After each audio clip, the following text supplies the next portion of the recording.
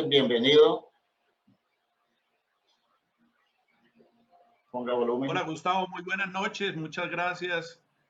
La verdad que para mí es un honor estar aquí contigo, que me hayas invitado, aceptar esa invitación tan maravillosa de compartir en un escenario, más allá de un aula de clase, compartir el concepto del management y lo que viene, muchas cosas que seguramente espero que en este momentico que vamos a conversar, una vez termine la presentación, pues podamos disertar sobre el tema y sobre todo reflexionar. Creo que el propósito de este encuentro es llevar a la reflexión, porque tu semillero tiene algo muy interesante, que es la gerencia estratégica.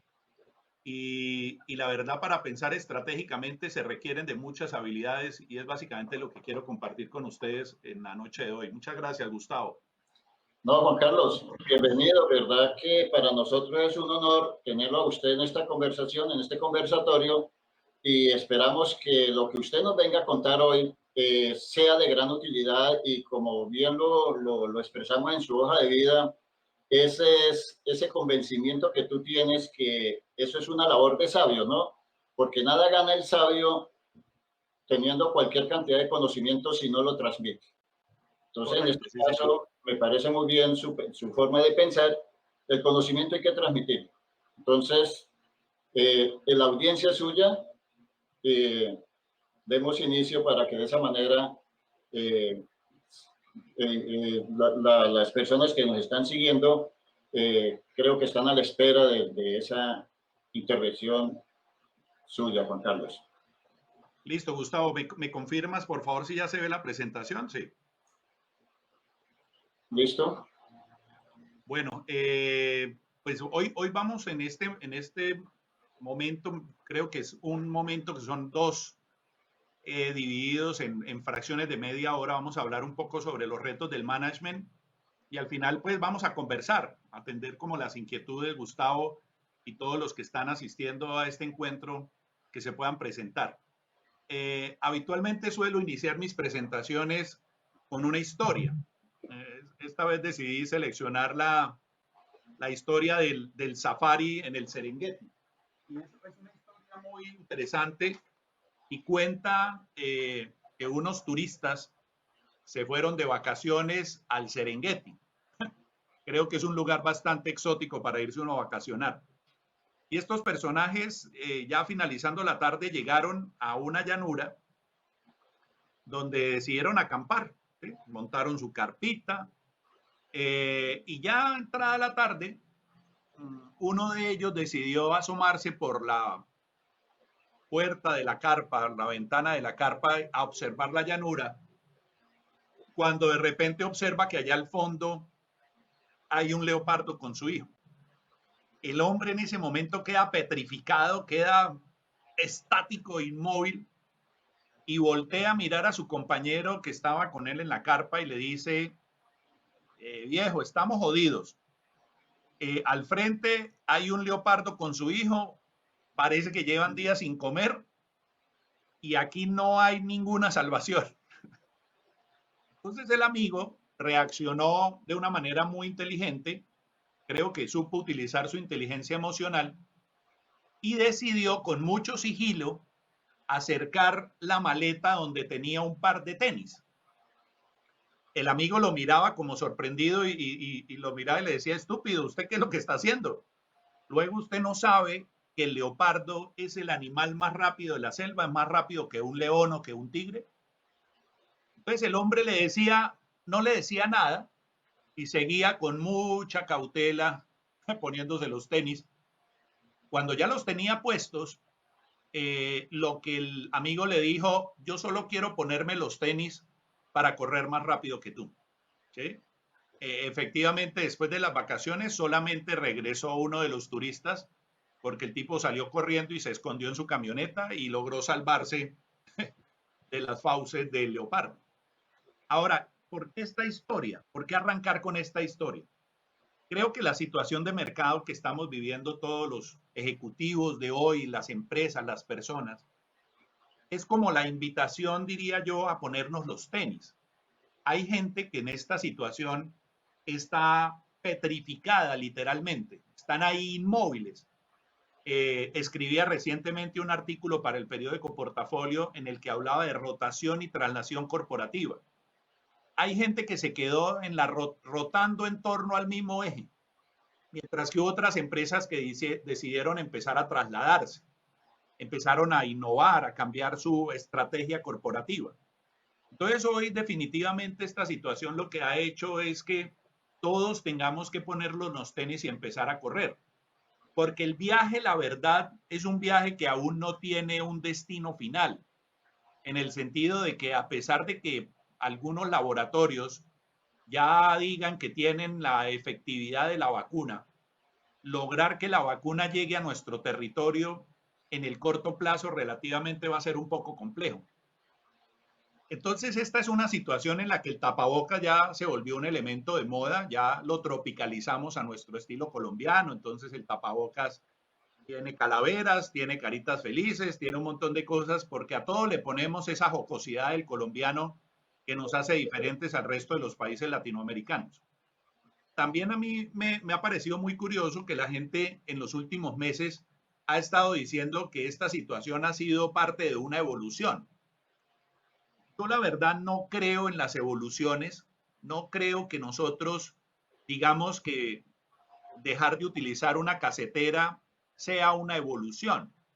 Yo tengo un concepto muy curioso que se llama la revolución, porque los grandes cambios de la humanidad han sido fruto de una revolución. Fíjense que nos liberamos del yugo español y somos libres gracias a una revolución. Nos liberamos del motor de vapor para pasar al motor de combustión, es decir, dejamos de contaminar para contaminar más. Y en países como Noruega y algunos países de Europa, esa revolución va a hacer que en el año 2025 ya hay países de la Unión Europea que tienen como ley que no se pueden volver a comercializar vehículos de combustión, sino vehículos que sean o eléctricos o híbridos. Eso me lleva a ratificar mi teoría de la revolución y es que poco a poco nos vamos desprendiendo de metodologías, de temas, de herramientas para pasar a unos nuevos escenarios. Si ustedes se ponen a revisar sus computadores portátiles que hoy se convirtieron en nuestra herramienta de trabajo, un computador portátil cada vez tiene menos puertos USB, porque la idea es que nos desprendamos, así como lo hicimos del disquete, que nos desprendamos de las memorias y todo lo almacenemos en la nube para que esté disponible para nosotros en cualquier momento. Y eso es lo que ha venido pasando en estas últimas épocas en la humanidad. Nos hemos ido del campo para ir a la ciudad, nos dejamos de movilizar en caballos para movilizarnos en vehículos, dejamos de utilizar a las personas para que fueran desplazadas por una máquina. Y hoy el reto, más que la digitalización, es de la capacidad que tengamos de pensar de manera digital, es decir, que dejemos de pensar análogamente y pensemos digitalmente. Muchos vaticinan que lógicamente la tecnología nos va a erradicar, pero yo lo veo más bien como una gran ventaja. De hecho, hace muchos años, cuando aparecieron las calculadoras, los matemáticos entraron en crisis, consideraron que se iban a quedar sin trabajo, porque había aparecido una máquina que solucionaba los problemas matemáticos a los que ellos se enfrentaban. Y la verdad, lo que pasa es que la calculadora se convirtió fue en una herramienta más para que esos matemáticos pudieran hacer unas operaciones mucho más grandes y tuvieran tiempo para otro tipo de actividades diferentes, lógicamente apalancados con esa tecnología. Entonces, esos retos de la administración, de la gerencia, tienen que ver mucho con el futuro de nuestro trabajo. Esta fotografía que ustedes observan es una fotografía que se publicó en el periódico New York Herald en octubre de 1932. Imagínense, hace muchos años, en la época en la que en Nueva York se construían esas grandes edificaciones, cambiando la estrategia de construirlos con cemento y ladrillos para empezar a utilizar el acero como la herramienta fundamental para esas construcciones. Y esta es una fotografía muy conocida en el mundo que con seguridad en los próximos años va a ser, si tuviéramos la posibilidad de tomar esa misma fotografía en una construcción, lo más probable es que termine siendo de esta manera. Porque hay un estudio de la Universidad de Oxford que menciona que cerca del 47% de los trabajos que conocemos actualmente tiende a desaparecer. Por ejemplo, el trabajo de profesor tiende a desaparecer, ese profesor de aula, de clase explicando, porque seguramente va a haber un robot que, tomando la figura de un avatar, pues va a terminar dictando una clase, porque va a recetar una teoría.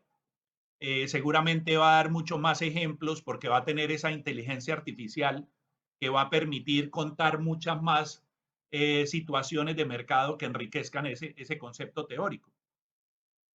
Hay un libro muy interesante que les recomiendo que se llama Sálvese quien pueda. Es un libro de Andrés Oppenheimer. Andrés Oppenheimer es un periodista, escritor, columnista de CNN que tiene un programa que se llama Oppenheimer. Y él en su libro menciona lo mismo del estudio de la Universidad de Oxford. Hay otra persona que admiro mucho que se llama Mark Vidal. Mark Vidal también está hablando de la era de la humanidad, haciendo referencia a que las máquinas no necesariamente es que tiendan a desplazarnos, sino que nos van a permitir ser más humanos. Esta gráfica que observan es una gráfica del Foro Económico Mundial de este año, en la que se evidencia el desplazamiento que ha tenido el ser humano gracias a la automatización. Y entonces retomo lo que había mencionado de las calculadoras y seguramente toda la información que tenemos en una empresa, gracias a todas las herramientas de inteligencia artificial, vamos a tener la capacidad de poder hacer muchos más análisis, de poder diseñar muchas más estrategias, de ser mucho más innovadores gracias a la capacidad que vamos a tener de procesar la información. Porque en realidad, desde mi experticia y cuando hablo con empresarios amigos o para la organización en la que trabajo o en mis consultorías, siempre pregunto lo mismo, de toda la data que tiene esta organización, ¿cuánto consideran que han analizado en el último año? Y la verdad, muchachos, jóvenes, gerentes en formación, como habitualmente les digo, la cifra no ha llegado a superar el 20%. Es decir, de toda la data que hay en una organización, si acaso podemos analizar el 20%, porque por obvias razones no tenemos tiempo para dedicarnos solamente al análisis, sino que hay que desarrollar labores operativas. Esas labores operativas son las que a futuro esas herramientas de inteligencia artificial van a ser como ese soporte para nosotros poder realmente trabajar. A veces creo que un ejecutivo moderno termina siendo, y ojo, esto lo digo sin ánimo de ser despectivo, termina siendo un auxiliar administrativo bien pago, porque se la pasa es en la operatividad, no hay mucho tiempo para pensar.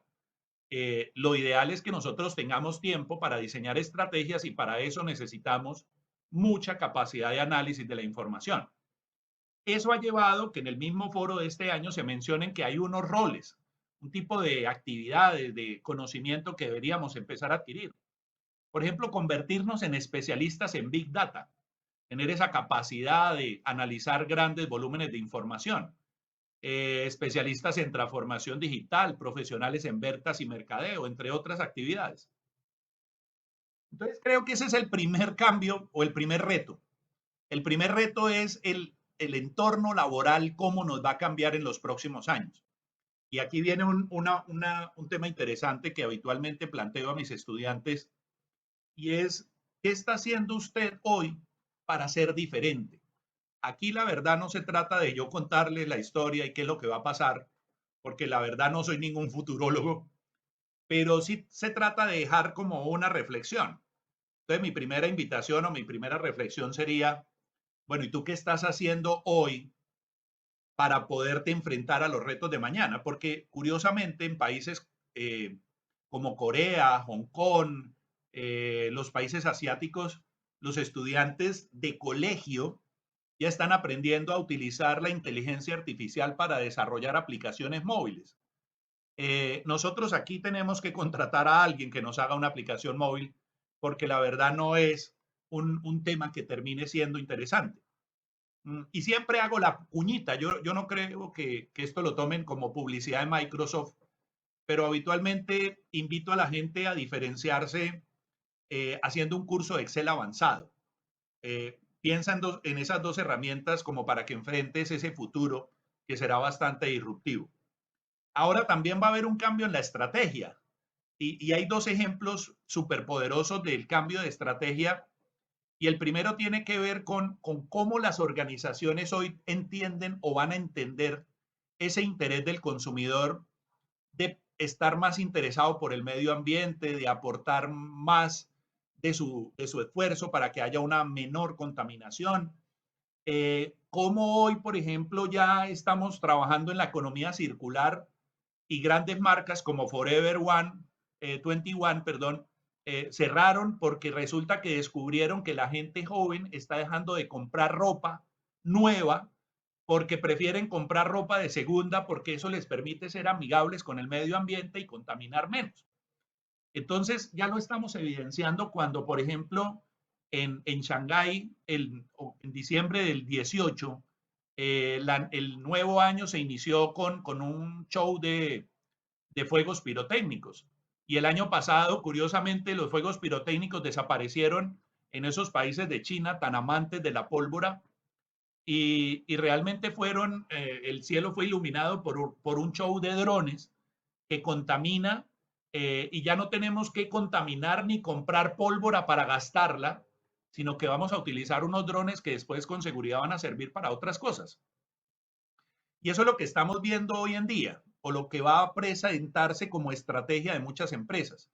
Vamos a ser los dueños de nada y los usuarios de todo.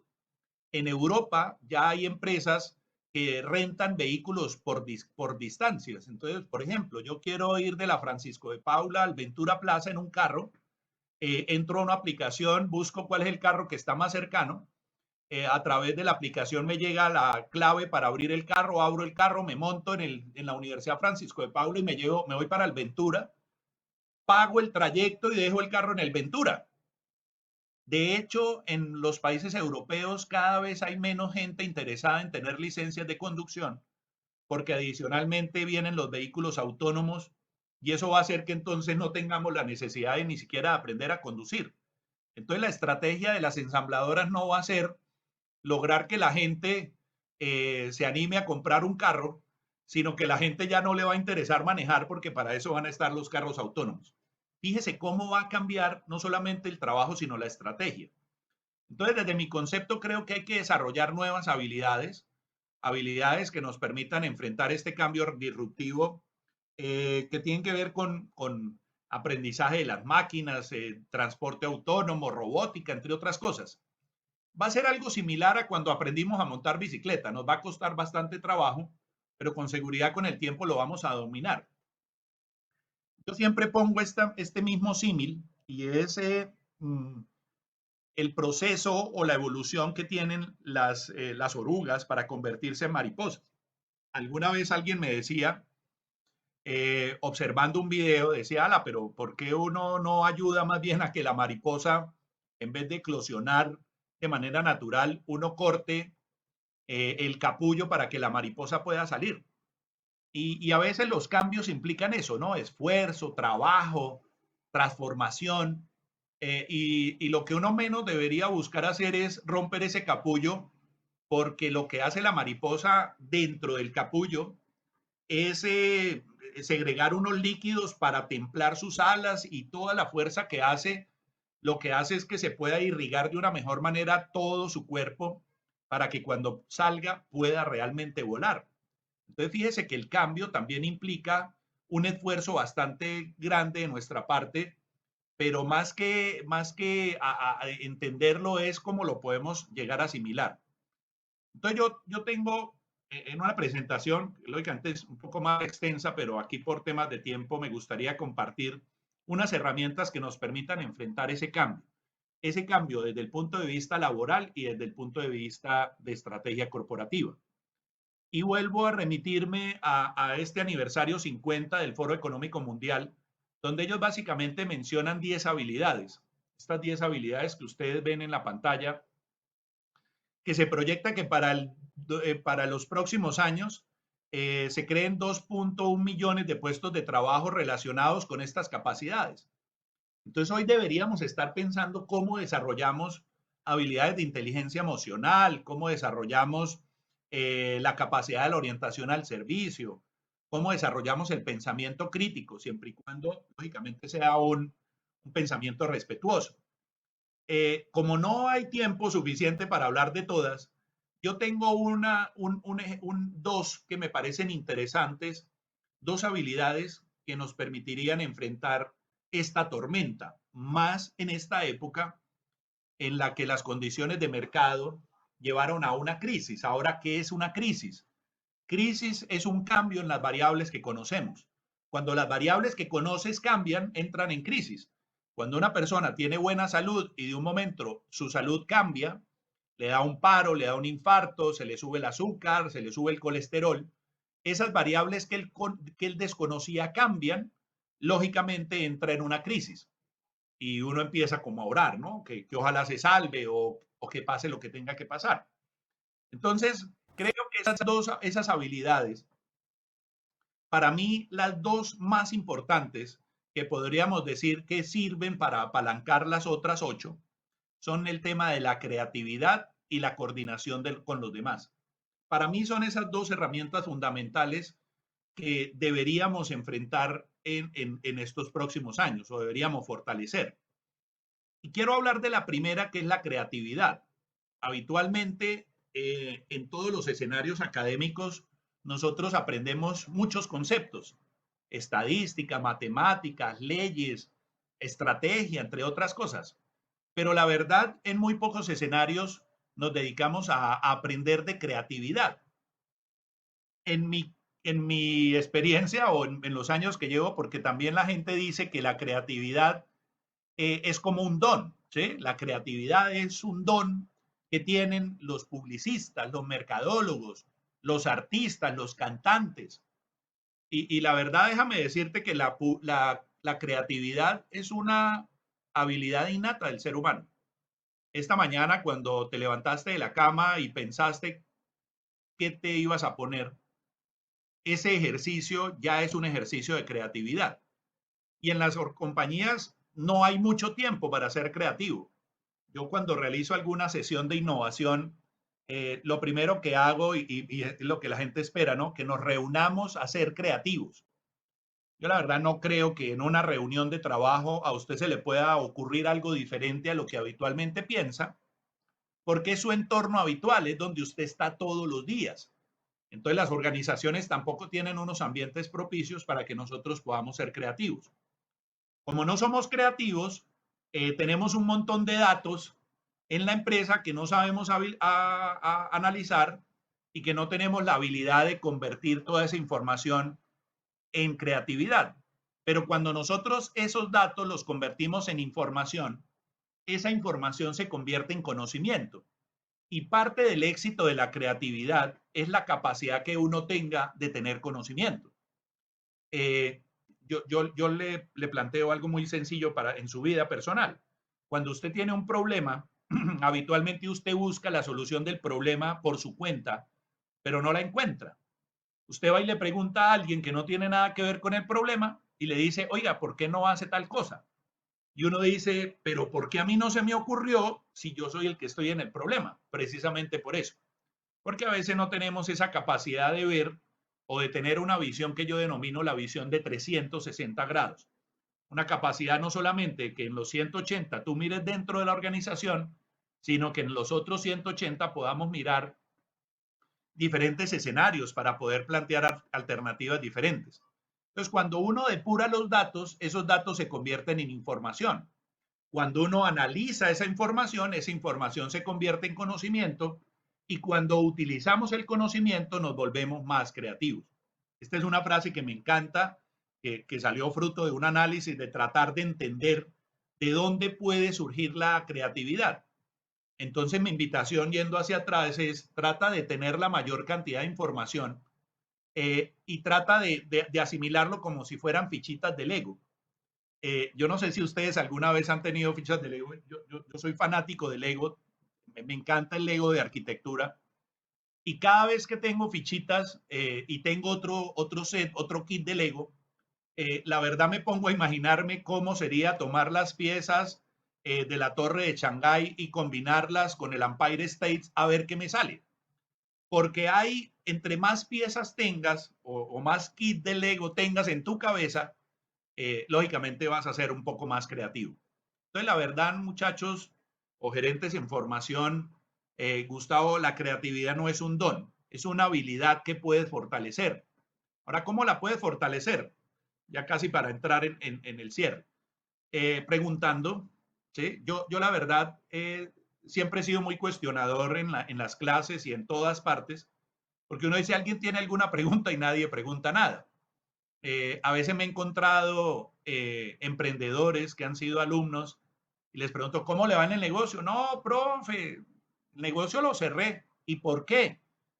Yo como soy tan curioso o chismoso, podría decir alguno, siempre pregunto por qué. Entonces me dicen, no, profe, no, alguna variable financiera, de mercado que no supieron identificar. Entonces yo le pregunto, ¿alguna vez te fuiste a preguntarle a algún profesor o a alguien que tenga una empresa, oiga, ¿cómo hizo para montar su negocio?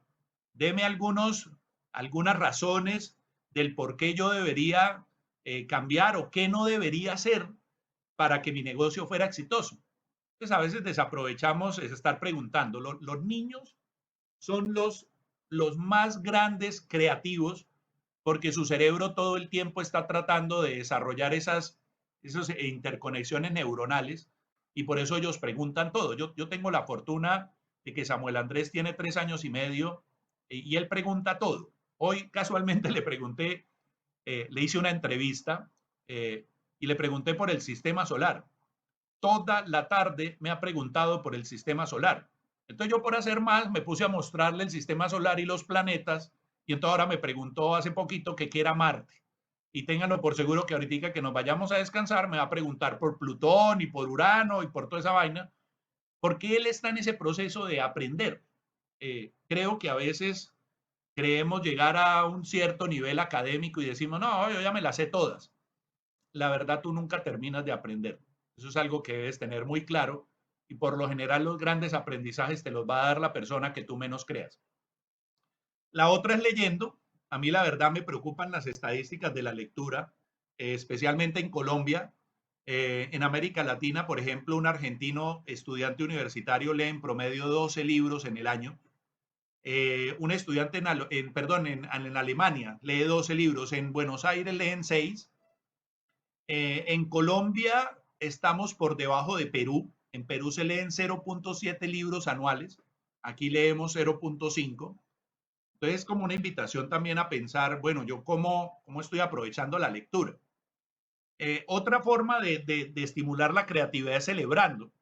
A mí la verdad me preocupa que en el transcurso del día la gente no valora lo que tiene. Habitualmente lo que hacemos es empuñar la muñeca y cuando algo nos sale mal, renegamos, ¿cierto? Botamos la mano hacia el piso como en señal de frustración. Yo la verdad les comparto algo, cada mañana lo primero que hago es empuñar la muñeca y decir, estoy vivo, ¿sí? Y arranco el día motivado, porque en la medida en que uno lo logre, se automotive, el cerebro segrega una serie de hormonas que hace que te mantengas activo todo el tiempo. Pero si uno se levanta y se va a clase con el celular y se acuesta, pues realmente el mismo cerebro dice, no, usted todavía está en modo dormir, de aquí para adelante no le va a pasar nada productivo. Entonces a veces también perdemos eso y a veces también celebrar es abrir un regalo. Yo puedo decir cuántos años tiene una persona dependiendo de la manera como abre un regalo. No celebramos. Una persona adulta abre el regalo y empieza con todo el cuidado a tratar de no romper el papel porque allá en su mente, como dice mi esposa, sus enanitos mentales están pensando cómo ese papel lo utiliza para el cumpleaños de la próxima semana y necesita empacar el regalo, entonces cómo utilizamos el papel. La otra es siendo curiosos. Los niños son los más grandes curiosos que hay y la curiosidad es un aprendizaje gratis. como les mencioné, es como si tuviéramos miles de piezas de Lego. Es básicamente el objetivo. En la medida en que tengamos más piezas de Lego, que leamos, que seamos curiosos, que celebremos, que preguntemos, nuestro cerebro va a desarrollar la capacidad de hacer más conexiones neuronales. Entonces, si los robots nos van a desplazar operativamente, nosotros debemos desarrollar habilidades para ser más estratégicos. Un robot seguramente va a poder responder cualquier cosa, pero van a ser muy malos para preguntar. Entonces, una cosa que nosotros deberíamos estar aprendiendo en esta época sería filosofía y música, porque sería una manera muy interesante de poderle contar a un robot cómo pensamos los seres humanos, qué es lo que para nosotros significa la belleza de unas notas musicales. Esa es como otra reflexión. Y ya para terminar, la última habilidad tiene que ver con la coordinación con otros, que si la resumimos en una sola palabra, esa coordinación con otros es el liderazgo. Y yo la verdad no creo en la palabra líder, de hecho líder es como una etiqueta. Yo creo que lo que debería existir es la palabra liderar, ¿sí? Líder es una etiqueta y organizacionalmente yo lo he visto, hay muchos líderes que toman decisiones y la gente hace lo que la otra persona que lidera el equipo decide hacer. Entonces deberíamos empezar a fortalecer esa capacidad de liderazgo. Eh, y aquí viene la segunda reflexión, y es que definitivamente uno no puede dar de lo que uno no tiene. Entonces, si hablamos de liderar a otras personas, el cuestionamiento más interesante es cuál es la capacidad que tenemos de liderarnos a nosotros mismos. Porque a veces pretendemos ser muy buenos con los demás, pero internamente no. A mí me encanta cuando hacemos ejercicios, por ejemplo, de selección de personal para cargos financieros, y lo primero que pregunto es, miremos el reporte de la Cifino Data Crédito de las centrales de riesgos del candidato. Porque yo no me imagino una persona administrando el dinero de los demás que sea muy mala para administrar sus propios recursos. ¿No les parece que es como lógico que deberíamos primero interiorizar ese concepto de liderar primero en nuestra manera de vivir y después para hacerlo bien con los demás? Para ejemplificarlo y ponerlo en algo muy sencillo, permítanme contarles algo de mi vida personal muy curioso. Yo habitualmente me sentaba a almorzar con mi esposa y el niño cuando tenía 2 años. Y la verdad, almorzar al lado de Samuel Andrés a veces era un poco estresante, porque pues mi esposa trataba de darle la comida, lo cuchareaba, él botaba la cuchara, no comía, volteaba la cara, en fin, lo que hace cualquier niño. Entonces mi esposa, ella reaccionaba y en última me decía, no, se me quitó el hambre, no voy a almorzar. Yo la verdad, pues terminaba de almorzar en medio de la situación y siempre busqué como un escenario primero para salvar mi vida y segundo para darle un mensaje poderoso, ¿sí? Sobre el liderar. Y lo encontré de una manera muy curiosa en un viaje en el que coincidimos. Ella iba para una universidad en Medellín a dar clase y yo iba para mi empresa en Medellín a dar una conferencia. Entonces nos sentamos, coincidimos y bueno, logramos sentarnos en el mismo lugar. Y entonces yo le dije, prestémosle atención un momento, la auxiliar de vuelo. Yo me imagino que ustedes se han dado cuenta que el auxiliar de vuelo, bueno, ahora lo hace un video, le dice a uno, en caso de emergencia, caerán las máscaras. Póngasela usted primero antes de querer ayudar a otros. Este ejercicio o esto que menciona, yo volteé a mirar a mi esposa y le dije, bueno, ¿cómo te parece el mensaje que nos da el auxiliar de vuelo? Y lo agarró muy fácil. Y me dijo, ya entendí cuál es el mensaje. Y después de que llegamos de ese viaje, ella se sentaba a almorzar tranquila y si Samuel Andrés almorzaba o no, ya no era un motivo de estrés, porque uno primero debería alimentarse a sí mismo, uno debería liderar su vida, uno debería estar pensando, bueno, en el año 2025 yo dónde voy a estar, con quién voy a estar trabajando, qué habilidades habré desarrollado. Porque si no lo haces, lo más probable es que hagas parte del 95% de la humanidad que va a donde los demás decidan llevarte.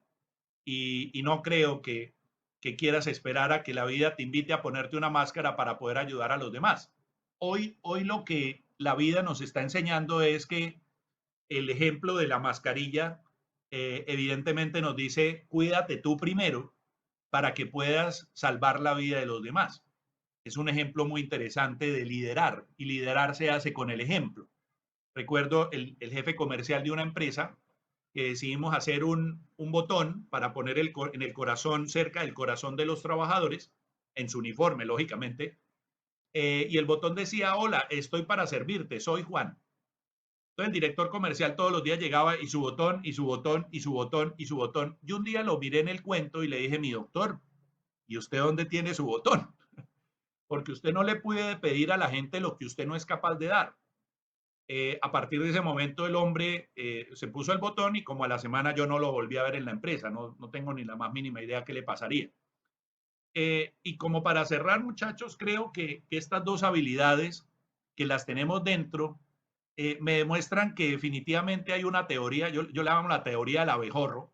En alguna oportunidad leyendo un artículo de la National Geographic, me encontré que el abejorro es un insecto que según la NASA y muchos ingenieros aeroespaciales inclusive, dicen que el abejorro técnicamente no tiene el diseño para volar, pero curiosamente el abejorro vuela, porque a veces lo que necesitamos es voluntad, necesitamos esa actitud para desarrollar todas esas habilidades. Seguramente las cosas no van a ser fáciles, seguramente no van a ser fáciles, pero eso depende solamente de nosotros, de ese empuje y de esa capacidad que nosotros tengamos de poder enfrentar estos retos y muchos más que se puedan presentar en nuestra vida. Quiero agradecerles este espacio. Gracias, Gustavo, por tu invitación. Sin antes, pues, invitar a las personas a que preparen sus preguntas y vamos a hacer, si Gustavo está de acuerdo, una sesión de preguntas. Les comparto mi página web, mis redes sociales. En mi página web encuentran un blog donde está el contenido de esta presentación y en mis redes sociales habitualmente publico lo que acabé de mencionar. Entonces los invito a que me sigan. Me encuentran como Juan Carlos Quintero Calderón y pues dejo de presentar, Gustavo, para que nos encontremos y empecemos como esta dinámica de las preguntas. Gracias, Juan Carlos. La verdad que interesante conversación, una charla muy amena, muy agradable y de gran utilidad para estos momentos que estamos viviendo. Juan Carlos, casualmente